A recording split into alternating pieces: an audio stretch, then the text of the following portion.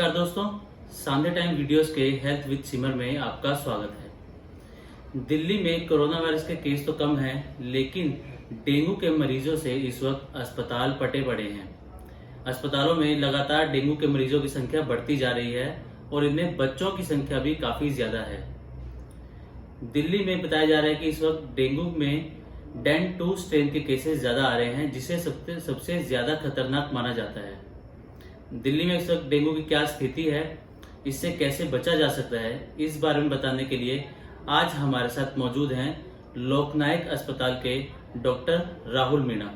Sir, आपका स्वागत है। सर, इस वक्त दिल्ली में डेंगू के मरीजों की क्या स्थिति है और क्या जैसे अलग अलग अस्पतालों से जानकारी आ रही है कि बच्चे ज़्यादा डेंगू की चपेट में आ रहे हैं, तो क्या ये सही है? हाँ, बिल्कुल कह सकते हैं, बिल्कुल सही है। क्योंकि ये जो फीवर के केसेस है, डेंगू के जो केसेस है, ये इतने ज़्यादा होते हैं कि आपको हॉस्पिटल ढूंढना और हॉस्पिटल में बेड ढूंढना बहुत मुश्किल हो रहा है। इवन वो प्राइवेट हॉस्पिटल हो या गवर्नमेंट हॉस्पिटल हो। और साथ में जो कॉम्प्लिकेशंस है वो ऐसा नहीं है कि बच्चों में ज़्यादा है, वो सब में ज़्यादा है। चाहे वो एडल्ट पॉपुलेशन है, मेल है, फीमेल है या बच्चे हैं, है ना।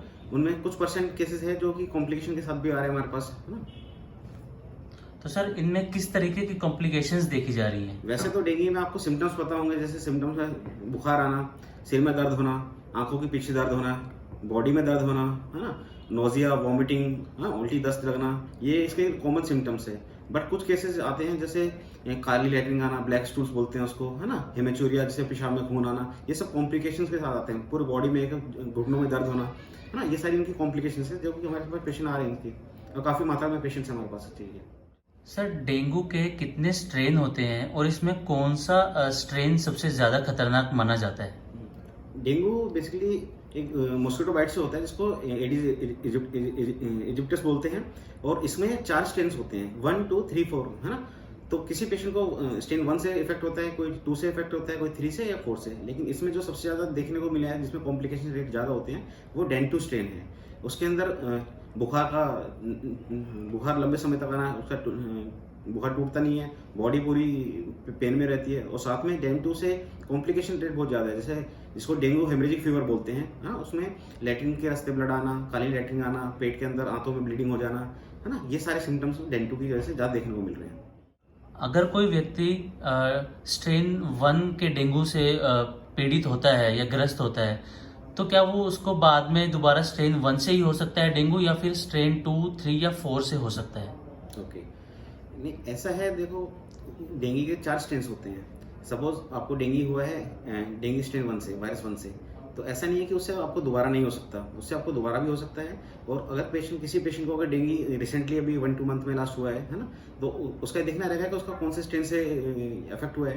तो अगर स्ट्रेन 2 से इफेक्ट हुआ है, तो दोबारा से स्ट्रेन 3 से भी अगर मॉस्किटो दोबारा बाइट करता है, तो स्ट्रेन 3, स्ट्रेन 4, स्ट्रेन 1 किसी से दोबारा भी इफेक्ट हो सकता है। तो इसके लिए उसको प्रिकॉशन लेनी है। ऐसा नहीं है कि डेंगू से एक बार इफेक्ट हो गया तो दोबारा नहीं हो सकता, ऐसा नहीं होता इसमें। डेंगू से अगर सर मृत्यु दर की बात करें, डेथ रेट की, तो ये कितना रहता है? नहीं, ऐसा नहीं है, ऐसा देखने को बहुत कम, बहुत रेयर मिलता है ना। लेकिन लोग पैनिक बहुत जल्दी कर जाते हैं कि प्लेटलेट गिर रही है, तो उसमें पैनिक बहुत ज़्यादा कर जाते हैं, एंजाइटी बहुत ज़्यादा रहती है, जिसकी वजह से और कॉम्प्लिकेशन हो सकती है पेशेंट को, है ना। लेकिन ऐसा देखने को काफ़ी कम मात्रा में मिला है कि डेंगू से अगर ठीक समय पे डेंगू डायग्नोज हो जाता है, ठीक समय से अगर ये तरल पदार्थ अगर सही मात्रा में लिए जाए, है ना, और कुछ चीज़ें होती है जैसे कॉम्प्लिकेशंस होती है ना, उनका अगर ध्यान रखा जाए और सही समय पर अगर अस्पताल पहुँचा जाए, तो डेंगू से मृत्यु दर काफ़ी कम मात्रा में देखने को मिली है ना। अनटिल अनलेस कोई चीज़ बहुत ज़्यादा कॉम्प्लिकेट नहीं होती, आप अस्पताल में बहुत लेट अगर उसमें स्टेज में पहुंचते हैं, तो वो चीज़ कॉम्प्लिकेट हो सकती है। अदरवाइज इसका कॉम्प्लिकेशन इतना ज़्यादा नहीं है अगर सही समय पे इलाज मिल जाए तो। डेंगू में लोग प्लेटलेट्स पर काफ़ी ज़्यादा ध्यान देते हैं। जब प्लेटलेट्स गिरती हैं तो वो घबरा जाते हैं और तो अस्पताल की तरफ भागते हैं। तो ऐसे में लोगों को क्या करना चाहिए जब प्लेटलेट्स कम होने लगे? तो बिल्कुल भी घबराने की जरूरत नहीं है। एक्चुअली डेंगू जो होता है, डेंगू का पैटर्न होता है, 9-10 दिन की बीमारी का पैटर्न रहता है ये। तो उसमें जो 6वां या 7वां दिन होता है, उस लिमिट तक प्लेटलेट आपका गिरेगा। हो सकता है आपका प्लेटलेट 20,000 तक भी गिर जाए, 15,000 तक भी गिर जाए, है ना। लेकिन अगर आपको कोई सिम्टम्स नहीं है, कोई साइंस नहीं है कि कोई एक्सटर्नल ब्लीडिंग है, नहीं हो रही है, कोई रैशेस नहीं है ना बॉडी के अंदर, या कोई पेशाब के रास्ते कोई ब्लड नहीं आ रहा है, या लेटरिन काली नहीं आ रही है, या कुछ भी खाने पीने पे वॉमिटिंग हो रही है आपको नहीं हो रही है ना, तो इन सब चीज़ों का ध्यान रखना है। तो कोई घबराने की जरूरत नहीं है। 6-7 दिन के बाद जैसे आपका फीवर टूटता है ना, उसके 2 से 3 दिन के बाद ऑटोमेटिकली आपका जो प्लेटलेट है, जो आपका वायरल लोड कम होगा तो ऑटोमेटिकली जो प्लेटलेट है वो बढ़ने की तरफ जाएगा, है ना। अगर 10 से कम जा रहा है और कोई ब्लीडिंग का अगर साइन है तो उसमें प्लेटलेट ट्रांसफ्यूज करने की जरूरत है, अदरवाइज कोई घबराने की जरूरत नहीं है। ये पैटर्न है डेंगू का। और कहा जाता है कि अगर डेंगू हो गया तो आपको हाइड्रेट रहने की ज़रूरत है। तो हाइड्रेशन के लिए लोगों को क्या करना चाहिए, या क्या खाना चाहिए, क्या पीना चाहिए? बिल्कुल, ये हाइड्रेशन बहुत ज़्यादा ज़रूरी है। जो आपकी लिक्विड डाइट है ना, वो बहुत ज़रूरी है।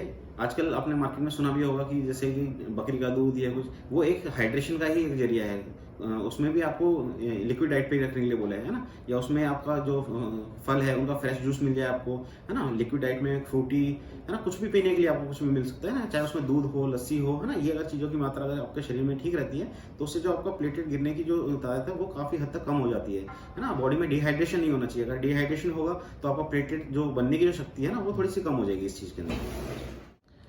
अगर किसी को डेंगू होता है तो ऐसा भी कहा जाता है कि आप बकरी का दूध पियो तो ठीक हो जाता है, और यही कारण है कि जब डेंगू का सीज़न आता है तो बकरी का दूध भी काफ़ी महंगा हो जाता है। तो क्या आप इस बात से सहमत हैं कि बकरी के दूध से फ़ायदा होता है डेंगू में? नॉट ओनली बकरी का दूध, है ना, कोई भी लिक्विड डाइट आपकी अगर अच्छी रहेगी, चाहे उसमें लस्सी इन्वॉल्व है, हाँ, या भैंस का दूध इन्वॉल्व है, गाय का दूध इन्वॉल्व है, या कोई भी लिक्विड चीज़, है ना, अगर उसकी मात्रा शरीर के अंदर अच्छी रहती है ना, तो आपका डेंगू से जो कॉम्प्लिकेशन जो रेट है ना वो कम हो जाता है। साथ में आप लोगों ने सुना होगा कि जैसे पपाया खाना है या और भी कोई फ्रूट्स ऐसे लैक्सेटिव खाने हैं, तो उससे क्या है कि आपका जो लैट्रिन है वो सख्त नहीं आएगी, तो आपको जो ब्लीडिंग होने का जो चांस है ना, वो कम हो जाएगा। तो आज डॉक्टर राहुल मीणा से आपने जाना कि डेंगू से कैसे बचा जा सकता है, किन चीज़ों पर ध्यान देने की ज़रूरत है, और कब आपको अस्पताल जाने की ज़रूरत है, किन लक्षणों पर आपको ज़्यादा गौर करने की ज़रूरत है। इसी तरह की और भी जानकारी के लिए आप जुड़े रहिए सांध्या टाइम्स में हेल्थ विद सिमर के साथ।